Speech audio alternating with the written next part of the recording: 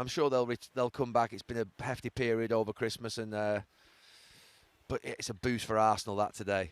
After they had a terrific game down at Bournemouth last Very night, of good, course. yeah. Really, Very really good. watchable game. I Yeah. wonder, given that balance and without in any sense ignoring Aston Villa, because they're in it, whether it is now City's target to be within touch of Arsenal when the two meet in the middle of April. If they can make that the pivotal game somehow. That's why they'll be annoyed. Yeah. I think if they could just hang on their shoulder, I mean, even 6 points, but if 4 points off them with 8 games to go, 7 games to go, that would be really, really interesting. Yeah. And Pep Guardiola can start to really turn the heat up. But they've got to be within touching distance of them. I said, I think, in my podcast the other day, that I think Arsenal will win the title. I think that City will go in front of them at times, maybe. They might catch them up. But I just think that Arsenal have got so much. I think yesterday at Bournemouth was the perfect example of that. You know, they go a goal down. Gabriel has that sort of pass across the box.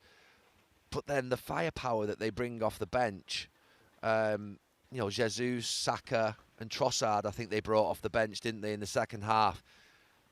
That's going to do real damage. When you can bring players on of that quality, replacing players that are already on the pitch of quality, and you're going at sort of Bournemouth's defence with, you know, that are tiring and fatiguing as the game goes on, you're going to win a lot of matches. The amount of times that great teams win with their substitutes and their sort of difference makers off the bench is so important, and Arsenal have got that. They really have. I mean, Havertz is back as well. Well, yeah, I was going to say, Gary, you mentioned the 3 subs, so that's 6 forward players who played for Arsenal yesterday.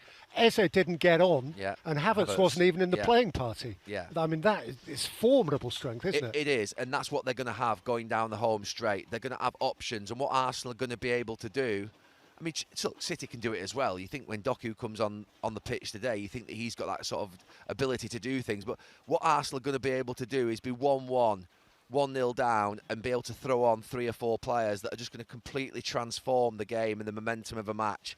And they're well set up, and they're definitely better defensively than Manchester City. I look at that City back 4 at the end. That would concern me. That's not going to win a title.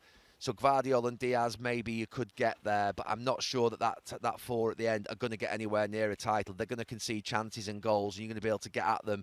So that's a big problem. If Diaz and sort of Gvardiol are out for 4 weeks now, what does that do to City? So, yeah, Arsenal look like they've really invested well behind that sort of top back 4 that they've got. Timber, Calafiore, Gabriel and Saliba. You've now got Hincapié, you've got Lewis Skelly, you've got Ben White, and the missed one, there's Mosquera. So you've got basically 2 back 4s. I think the second back 4 of Arsenal is almost as good as the first back 4 of City.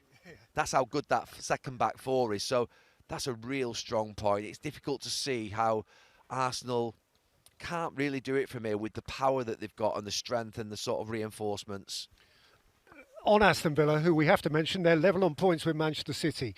And I'm hearing every time a pundits ask, are Aston Villa in the title race? And the answer generally is kind of no.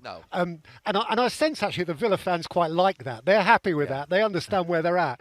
But you look at the league table and you know, you're entitled to have an argument about that. Yeah, but it's a good no. It's a no with a smile for Villa fans because, look, the reason they're up there is, well, they're a good team, but their manager. I genuinely believe their manager is of a different level than the other managers that sort of have got a similar squad of players to him. I think he's a difference maker in respect of an extra sort of 6, 7, 8, 10 points from the likes of Chelsea, Manchester United, Tottenham. I genuinely think that this manager is sensational. He's the second best manager in the league behind Pep Guardiola, and that's why Villa, with a squad that, you know, if you looked across it, it's not sensational, it's not amazing, it's not sort of groundbreaking in any sense, it's solid. But you've got a guy who knows how to get the maximum out of them in terms of individually, but more importantly, collectively, the way in which they play. They've got a definite style. They all know what they're going to do. They know where their next pass is. I watch so many teams where basically there are a lot of what I call single passes. You watch sort of Villa, you see combinations and sort of they can play it without looking. They know someone's going to be there. And that's the ability of their coach to be able to do what he does. So for me, Villa are going to finish in the top 4 because of their ability of their manager and the ability of their coach and the solidity of their team formation to repeat patterns that they do. And they're doing brilliantly well, but they're not going to win the title. They're well away from Arsenal. They're well away from Manchester City. They might not even finish 3rd, but they definitely will finish, I think, in Champions League spaces, and they deserve it. I don't think this game is league defining. I think I said it on Thursday as well. Arsenal play Man City in April. That is going to be one of the games, and there's going to be chops and changes throughout the season. Some games you think we're going to win here, we're going to win there. It doesn't happen like that. And you've got to give credit to Chelsea for that, because they put up a fight. They made it difficult, at times today. And yeah, Man City will be kicking themselves, but you have to give Chelsea credit, especially what they've been going through with having no manager. Yeah. And they're building momentum and building a lot more confidence within the group, and they've added to that. Eze is one of them. But they have a lot more belief as a team now, as a squad. Like, they've suffered injuries in positions that we've all questioned and thought that it would derail them. It hasn't. So that just breeds confidence. And when you're part of a group and you all believe in each other, then it only can lead to positive things, and they're doing that, and they're not getting carried away, because they've been in this situation before where the outcome hasn't been winning the league, and you learn from them. I think also they've got a real key player coming back in Havertz. Havertz. I think Havertz will have a big say in that running. He'll be fit, he'll be 100% fit, and he'll be used. Yeah, they'll need to recycle, because obviously the Champions League will have if they get knocked out of the Champions League, I'd have them winning the Premier League. I really would.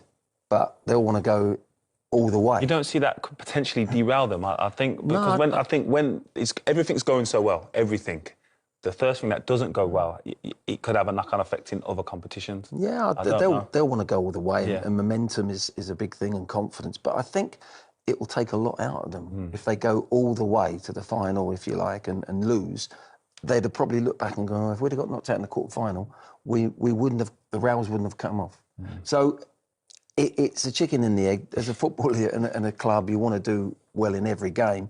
But I think if they were to get knocked out, I don't think that would hurt. I think it would give them that real emphasis, that energy to say, right, we haven't got a midweek game here, a big Champions League game. We can now really dissect how we're going to play at the weekend. And that I think would get them over the line. I really do. We have to move on, but maybe just... I think Arsenal away, and your minutes from winning the game is the right thing, what they did. And I think there's certain things, it's horses for courses football. It's making the right decision as a player on the ball, making that right decision, or as a manager, you're making the right decisions at the right time. And Pep's Pep, and I admire him for that. He wants to go and attack and play and let his players go and play. But if he just keeps the back four intact, they don't lose that game. Go to the Sun and focus on the football, because the headline there is Rice, baby. And Charlie, this is your report. This was at the Vitality yesterday. You were at the game. Huge win for Arsenal. 6 points clear of Aston Villa, 7 clear of City ahead of their game today. This time last month, they lost to Aston Villa, and a few people were questioning them. But they've come through and they've shown a lot of character. You can't underestimate what happened yesterday, can you? No, they're finding a way to win, even though they're not necessarily still playing at their best all the time. Gabriel had a moment of madness and then scored at the other end. But Declan Rice, he was the story. I think he is the story for Arsenal at the moment. He's the heartbeat of the team, scored twice for the first time in the Premier League in his career, which I think tells you everything you need to know, really, that he's a brilliant player, but he needs to score more goals, because he's played nearly 300 Premier League matches. And that's an area, I think, at the start of the season he spoke to Arteta about, or Arteta spoke to him about. And I think also for England, he's got, I think, 6 goals. So he's good enough to score more.